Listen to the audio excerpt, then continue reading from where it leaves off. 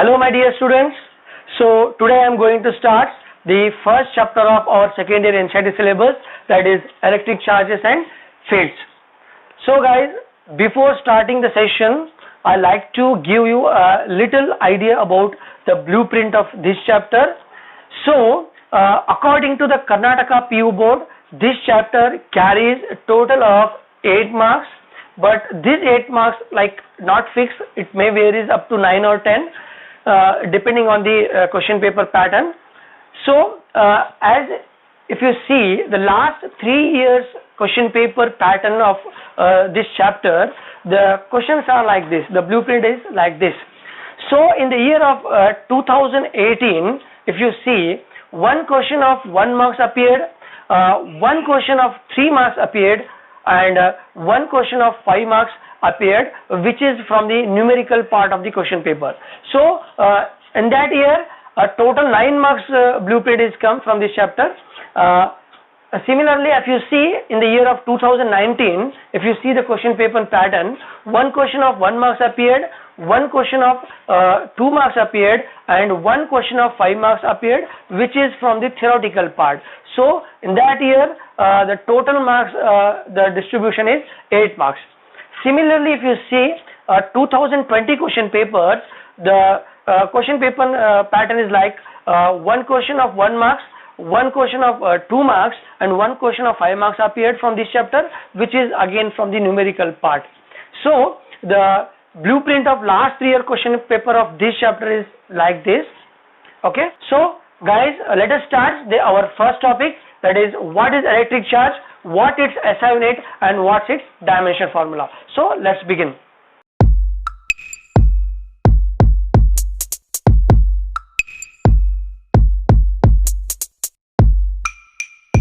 So guys, let us understand what is meant by electric charge. So the electric charge is defined as, it is an intrinsic property of the material because of which electrical and magnetic forces are produced. So guys, this is the definition of electric charge. So let us understand what is that. So we are saying it is an intrinsic property of the material. Now what does that mean? Intrinsic property of the material means this property is the same as the mass. You know, mass is also intrinsic property of the material. Similarly, how the mass is an intrinsic property, similarly electric charge is also an intrinsic property of the material. Okay. Now next thing, what we are saying that because of which electrical and magnetic effects are produced. Now what does that mean? Electric effects means what?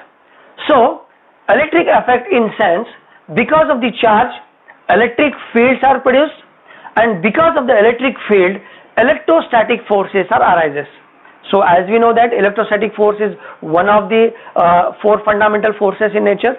Okay, so because of the charge electric field is produced, and because of the electric field electrostatic forces are arises between the charged particles. So this electrostatic force between the charged particles is either attractive or repulsive. Okay, so the electrostatic force between the 2 particles is due to the charge. It is same as the gravitational force between the 2 particles due to their mass. We know that the gravitational force exists between the 2 particles because of their mass. Similarly, the electrostatic forces are produced between the 2 particles, 2 matters, because of their charge. So that is the meaning of this. Because of the charge electrical effects are produced. And next, what is meant by magnetic effects? So because of the charge magnetic effects are also produced. So guys, if the charged particles are in motion through a conductor, surrounding the conductor magnetic field is produced and magnetic forces are arises. So what is that? The meaning of the sentence is like this. The meaning of this is like this. So in this way we can define electric charge. It is an intrinsic property of the material because of which electrical and magnetic effects are produced or observed. Okay, so this is the thing. Now we got an idea that charge is an intrinsic property, same as a mass. Now next thing we have to understand is, we already know the fundamental unit of a matter is an atom, and we know that atom consists of 3 particles, that is electron, proton and neutron, and we have an idea that the proton and neutron at the center, and we call it as a nucleus, and electrons are revolving around the nucleus according to the modern theory of atomic model. So now we know that electron is a negatively charged particle. Okay, so the magnitude of negative charged particle, that is electron, the magnitude of charge on the negative electron is about minus 1.6 into 10 to the power minus 19 coulomb. So this is the value of charge on the electron, which is a negatively charged particle, and this value is determined by a scientist known as Millikan from its well-known experiment, that is the Millikan's oil drop method. From that experiment he determined the value of charge of electron, which is minus 1.6 into 10 to the power minus 19 coulomb. And guys, this is a very basic, is the smallest value of charge present on any particle in the nature is, that is the charge of the electron, which is minus 1.6 into 10 to the power minus 19 coulomb. This is the smallest possible value of charge present in the nature, that is the charge of the electron. Now similarly, we know that in the nucleus we have a proton which is having a same magnitude of charge as that of electron, but its polarity is plus, that is the proton is a positively charged particle, but its magnitude is same as electron. The magnitude of charge of the proton is plus 1.6 into 10 to the power minus 19 coulomb. And guys, coulomb is an SI unit of charge. We'll see what is that exactly. Okay, so these are the things. Now guys, if you consider a stable atom, if you imagine a stable atom, in a stable atom the number of electron is the same as number of protons, means how much number of electrons are revolving in the nucleus, that the same amount of protons are present in the nucleus. That means how much negatively charged electrons are there, and the same amount positively charged protons are also there. Means in a stable atom the number of electrons and number of protons are same. So in that sense we can say an atom is an electrically neutral, because how much positive charge are there, that much negative charges are also there. It means the atom is completely an electrically neutral. Now how the charged particles are created then? So the charged particles are created by disturbing the neutrality of an atom. So what does that mean? What is meant by disturbing the neutrality? So it is get simple. Okay, if suppose in an atom, if you remove some electrons by applying some energy, if you remove some electrons, now what happens? The number of electrons are less than number of protons.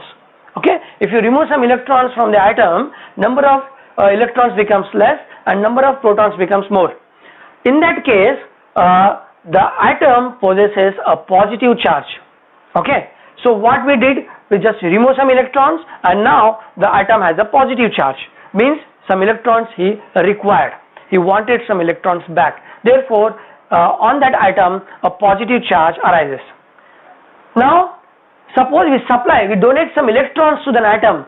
Now by taking some excess electron by the atom, number of electrons are exceed, number of electrons becomes more than number of protons.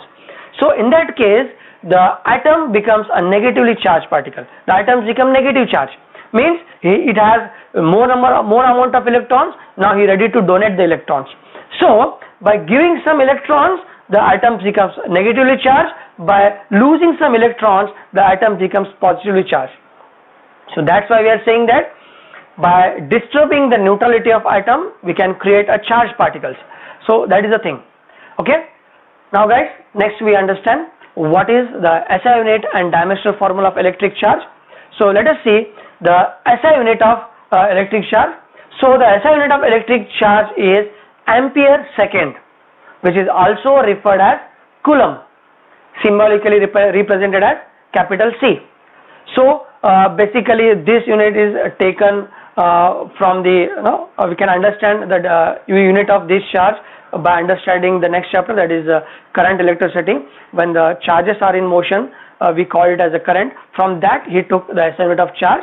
So now the SI unit of electric charge is ampere second, and this ampere second is also referred as coulomb, symbolically represented as capital C. And the CGS unit of the electric charge, the CGS unit of electric charge is stat coulomb. In CGS system, it is called as stat coulomb, or also called as ESU. ESU means electrostatic unit. So according to the CGS system, the SI unit of charge is stat coulomb, or we call it as ESU. Now we can know that there is a separate branch in physics, that is electromagnetism. So the electromagnetism unit of a electric charge is amp coulomb. Amp coulomb is an electromagnetic unit, amp coulomb. Now we have three system of units, like in a SI system it is called as coulomb, okay, and in CGS system it is referred as a stat coulomb, but in electromagnetic unit it is called as amp coulomb. Now these how we can convert the system of units, how we can convert the SI system into one system to another system. So these all units are related like this.